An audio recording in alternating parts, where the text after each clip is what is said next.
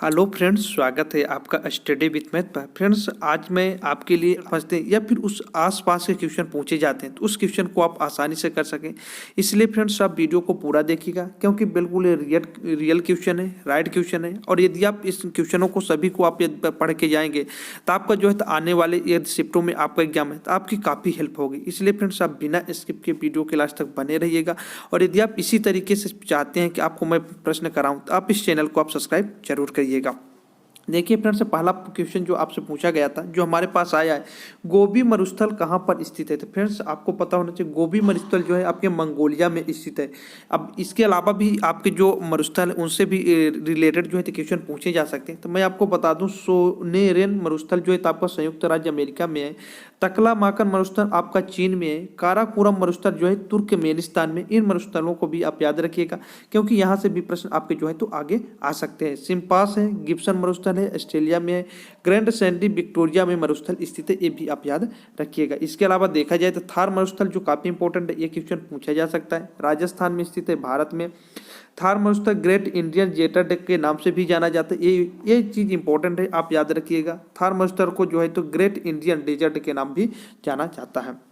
इसके अलावा friends next question आपसे पूछा गया था, पानीपत का द्वितीय युद्ध कब और किसके बीच में हुआ था। आपका जो पानीपत का, ये पानीपत काफी इंपॉर्टेंट है। ये हुआ था 1556 में अकबर और हेमू के बीच में। ये जो है तो पानीपत का जो है तो द्वितीय युद्ध लड़ा गया था और जिसमें अकबर की क्या हुई थी, विजय हुई थी। और यदि पानीपत का प्रथम युद्ध देखा जाए तो 1526 में हुआ था, बाबर और इब्राहिम लोदी के बीच में हुआ था। पानीपत का द्वितीय युद्ध देखा जाए तो 14 जनवरी 1761 में अहमद शाह अब्दाली और जो है तो मराठों के बीच में हुआ था। इसके अलावा यदि आज इसके आसपास के और क्वेश्चन देखा जाए तो आपसे पूछा जा सकता है फ्रेंड्स, जो है आपका खानवा पानीपत का तृतीय युद्ध वो 14 जनवरी 1761 में अहमद शाह अब्दाली और मराठों के बीच हुआ था।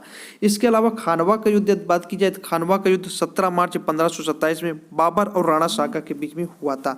कन्नौज का बिलेग्राम का युद्ध 1540 में शेर शाह और संयुक्त है। तो फ्रेंड्स इस टाइप के जो है तो आपके क्वेश्चन बन सकते हैं। जो है तो एक क्वेश्चन से मैंने आपके लिए यहाँ पर 4 से 5 क्वेश्चन कवर करने की कोशिश की है। यदि क्योंकि इन टॉपिकों से यदि कोई प्रश्न उठाया जाए तो आप उन प्रश्नों को आसानी से जो है तो आप कर पाए। आइए देखते हैं नेक्स्ट क्वेश्चन। नेक्स्ट क्वेश्चन पूछा गया था, खेलो इंडिया यूनिवर्सिटी गेम्स 2020 का आयोजन भुवनेश्वर में हुआ, विजेता कौन था, पंजाब यूनिवर्सिटी। कुल पदक जिसमें ये पूछा गया था खेलो इंडिया यूनिवर्सिटी गेम, ये जो है तो कहाँ पर आयोजित किया गया था, उससे रिलेटेड मैं आपको यहाँ पर बता दिया। देखो, खेलो इंडिया यूथ गेम्स 2021 का चौथे सत्र का आयोजन हरियाणा के पंचकुला में हुआ था। तो ये याद रखिएगा, आपसे पूछा जा सकता है खेलो इंडिया का जो है तो गेम्स का जो है तो चौथे। फ्रेंड्स मैं आपको बता दूं, यदि आप एसएससी एग्जाम की तैयारी कर रहे हैं तो अनअकैडमी के द्वारा आपके एग्जाम को देखते हुए एसएससी सीजीएल और सीएचएसएल दोनों एग्जामों के लिए अनअकैडमी के द्वारा 3 नए बैच स्टार्ट किए गए, जो आपके लिए 28 और 29 दिसंबर से स्टार्ट हो जाएंगे। या देखा जाए तो ये बैच आपके लिए बिल्कुल टॉप लेवल के जो एसएससी के आपके अनअकैडमी के एजुकेटर है उनके द्वारा किया जाएगा। आप इन सभी टीचरों को पहचानते ही होंगे। अभिनय शर्मा प्रतियोगिता में इसके अलावा वरुण अवस्थी, अंकित अवस्थी, कीर्ति, भुवनेश शर्मा, ये सब जो है तो आपके टॉप लेवल के एजुकेटर की फैसिलिटी है, जो आपको जो है तो इस एग्जाम को क्रैक करने में आपको जो है तो काफ़ी हेल्प करेगी। इसलिए फ्रेंड्स आप देखा जाए तो कौन कौन से बैच हैं, चैलेंजेस बैच है एसएससी सीजीएल सीएचएसएल एग्जाम 2020 दोनों के लिए। ये बैच आपके लिए स्टार्ट हो रहा है 28 से 29 दिसंबर को। इसमें आपको क्या क्या फैसिलिटी मिलेगी यदि आप इस बैच को ज्वाइन करते हैं।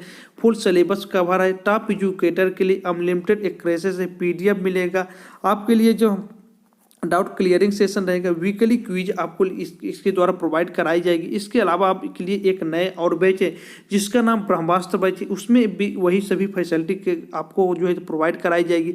ये बैच आपके लिए 28 से 29 दिसंबर को बैच स्टार्ट हो रहा था। फाइनली फ्रेंड्स, यदि आप एसएससी सीजीएल या सीएचएसएल किसी भी एग्जाम की तैयारी कर रहे हैं तो इस बैच को आप ज्वाइन कर सकते हैं, क्योंकि जो इसका चार्जेस है वो नेक्स्ट ईयर आपका जो है तो बिल्कुल इसका चार्जेस बढ़ने वाला है। इसलिए काफ़ी अच्छा मौका है, आप बिल्कुल देर नहीं करिए, इन बैचों को ज्वाइन करिए। इसके अलावा वाईफाई स्टडी सफलता बैच है, आप देख सकते हैं ये 29 दिसंबर को स्टार्ट हो रहा है। यहाँ पर जो आपके टॉप लेवल के एजुकेटर हैं, टॉप लेवल के टीचर हैं, उनके द्वारा कराया जाएगा। और इस बैच को आप जो ज्वाइन करके अपना जो है स्ट्रांग सिलेक्शन आप बैच में कर सकते हैं। इसमें आपको जो है तो मिलने वाला है फुल सिलेबस मिलेगा, टॉप एजुकेटर, ये सब चीज़ें आप यहाँ पर देख सकते हैं।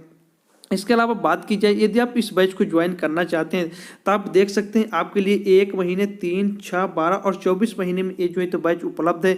इसमें से आप जितने का आप कोशिश करिए कि आप जो है तो 12 महीने का बैच को ज्वाइन करिए, बिल्कुल आपके लिए 6000 में, लेकिन आपको 6000 पे नहीं करने पड़ेगा। आप दिया हुआ कोड, ये दिया आप कोड SWM2020 कोड यूज करते हैं तो आपको जो है तो 10% डिस्काउंट मिल जाएगा और बिल्कुल आप ये जो है तो 6000 से आपको कम में मिल जाएगा। तो फाइनली फ्रेंड्स जो है इस बैच को आप मिस मत कीजिए, इस बैच को अभी ज्वाइन करिए। आप देख सकते हैं ये आपके लिए बिल्कुल काफ़ी इंपॉर्टेंट है, ये आपके लिए ये जो है तो बिगेस्ट डिस्काउंट ऑफ 2020 है। ये देखा जाए तो आपके एसएससी, बैंक और रेलवे तीनों एग्जामों के लिए काफ़ी इंपॉर्टेंट है। तो इसलिए फ्रेंड्स इस बैच को आप ज्वाइन करना मत भूलिएगा, आपको बिल्कुल यही कोड लगाना है SWM2020। क्वेश्चन पूछा गया था विश्व पर्यावरण दिवस 2020 की थीम के काफ़ी करंट अफेयर से क्वेश्चन था, जैव विविधता।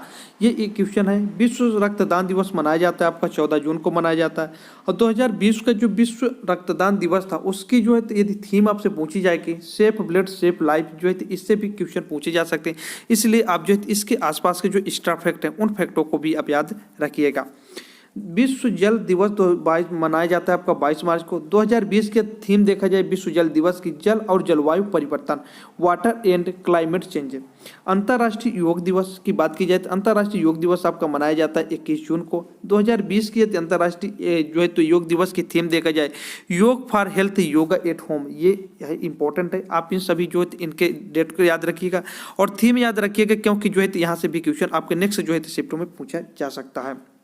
कौन सा दर्रा श्रीनगर को लेह से जोड़ता है?